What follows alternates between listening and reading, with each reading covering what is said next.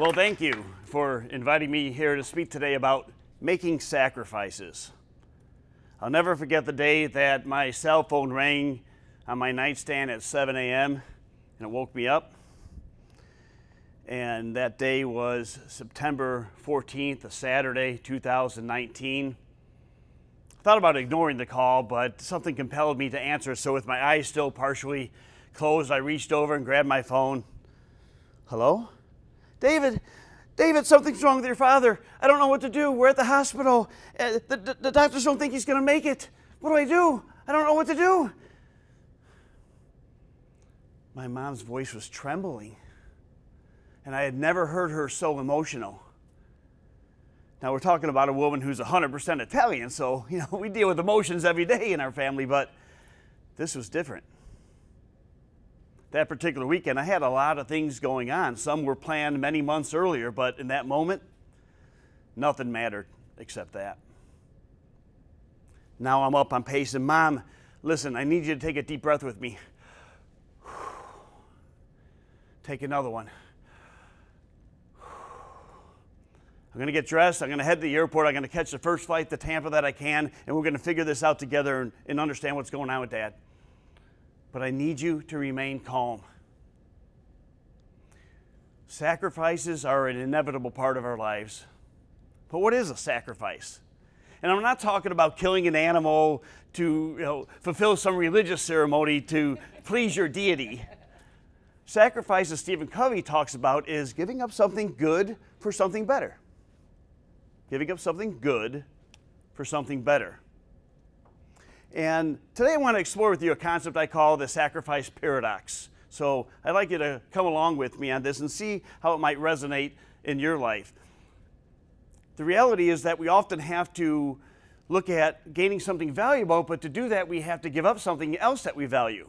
And the paradox is the idea and the notion of giving up something that we find to be important and realizing that seems like a setback almost to us, so that it's a loss, but in reality, it could create our most profound sense of growth and fulfillment and accomplishments.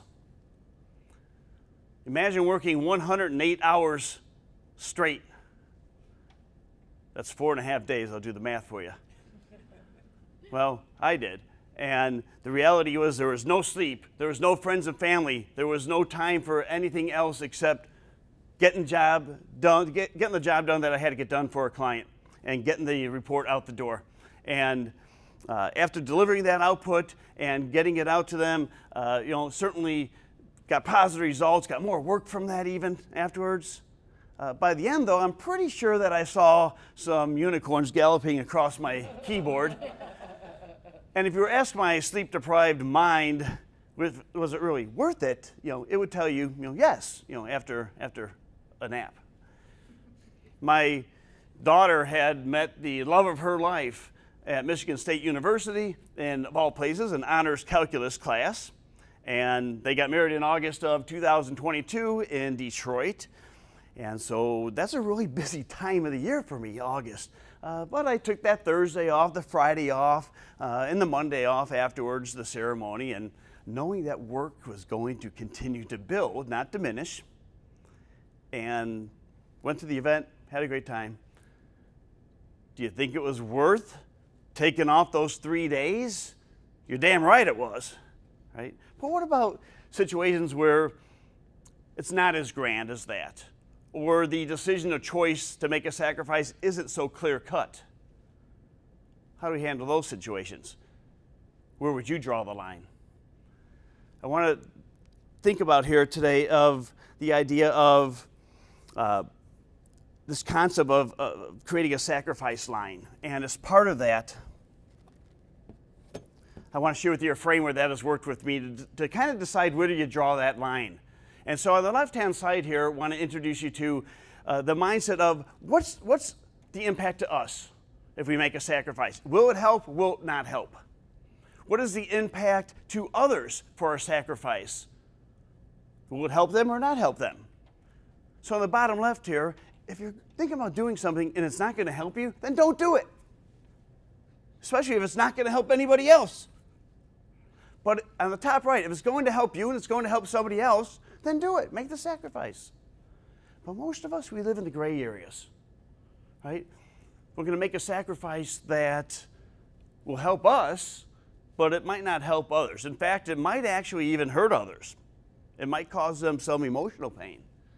Well, in those situations, we really have to sit back and assess the short and long-term consequences associated to us with making that sacrifice. And on the bottom right here, we might engage in a sacrifice that doesn't help us at all, but it will help others. So what are the short and long-term benefits that they are going to receive by engaging in that sacrifice? We have to think about applying this in our lives. And one thing I want to highlight here is that, my friend Mike, I'll introduce you to him. He rose the corporate ladder here, and he was a successful executive and sacrificed a lot of time, anniversaries, holidays, birthdays, many, many, many family dinners along the way, right? Well, Mike one time actually got a phone call from his daughter, and he said, hey, what's going on? She goes, listen, I'm so excited. I won a big award at school, and I want you to come home and celebrate with me. Well, Mike found himself in an awkward situation. Had to make a choice. Does he decide to stay at work and finish the job that had to get done that night?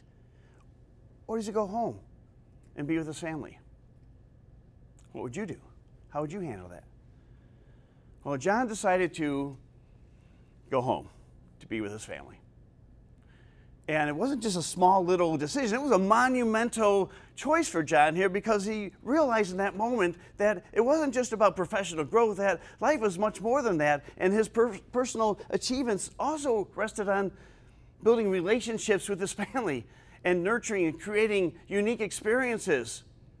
So he wasn't deciding that they just to go home early. He was prioritizing his family way over professional game, and found that to be so much more enriching along the way. Let's talk about another dilemma that many of us might be familiar with.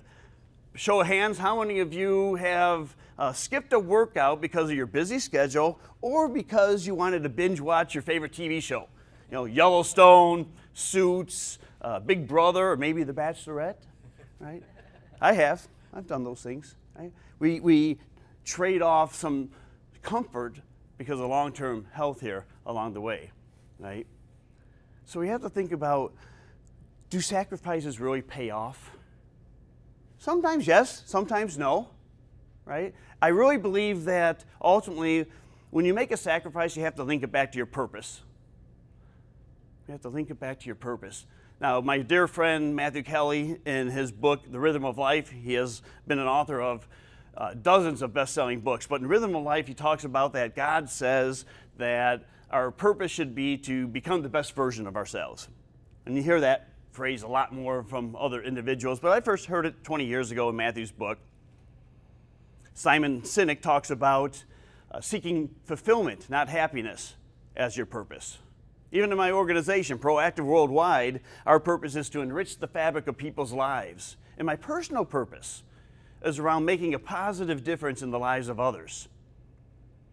So as we think about those areas, I want you to just contemplate 4 kind of guidelines to consider when you're thinking about making sacrifices. Number 1, be very clear on your values. Why do you do what you do? Are you driven by your family? Is it by personal growth? Is it by professional growth? Something else? Because those values and the priorities that you set will help you determine what your priorities ought to be, and as well as, what your sacrifices should be. Second thing is the long-term impact. Sometimes we think about the short-term instant gratification of something, but what's the long-term impact? Will our sacrifice be fulfilling, or will it cause regret? Third thing is striving for balance. Really trying to get a better sense of your personal and professional commitments and finding the harmony that works for you. It's not just about choosing one thing over another. And then 4, communicate.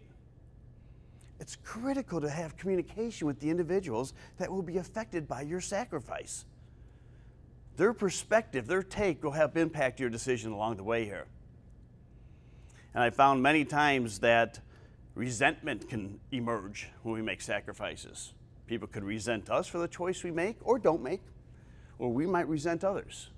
And the best way to mitigate that is to have the conversations with the people that are going to be affected along the way.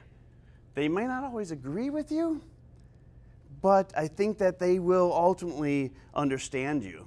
Because as you're thinking about those sacrifices, again, do I go out for dinner with my spouse and miss my favorite team playing baseball? Do I actually miss the toga party at school because I have to study for a major test here, right? Do I miss my kids' band practice because I have to work late? And will I ever work again late when my boss says, I got to have this urgently tomorrow morning, and I crank all night, time away from my family, I deliver it, hit send, only then to get an immediate out-of-office reply for the next 3 days? That happen to anybody? Right? Where do you draw the line? Think about baseball games. Everybody like baseball, right? They get a sacrifice fly, and the person, hits the ball deep and high, expecting to be an out, but they do that because they want the runner from third to score, and they're willing to sacrifice their opportunity to get on base for the benefit of the team. If you are a chess player, anybody play chess out here? A few of you, right? You might actually sacrifice a very valuable piece like a rook, or maybe even a more valuable piece like the queen, to be able to set your opponent up, because a few more moves down the road, you're going to be able to get a checkmate and win the game. So you're willing to trade off something valuable for something that will give you a strategic advantage at a later point here. And what about the person who quits their high-paying job and decides to become a stay-at-home parent? And they're willing to trade off the financial income and the benefits of professional growth to be there in the formative years of their child, to hear their first words, to see their first step, to just be there. And that soldier that takes on a risky mission to be able to go out and do something that fulfills their sense of duty and commitment, and far beyond something for themselves, this is the ultimate sacrifice, willing to give up their lives for the freedom and safety and security of other people. These are the things we have to think about as we move forward. So I would just like you to consider as you leave here today, and I urge you to reflect on your sacrifices. Embrace them, not as a sense of loss, but think about them as a way that you have gained knowledge to stepping stones that will give you a life that is very fulfilling, a life made of purpose, and a life of deep connections. Where do you draw the line?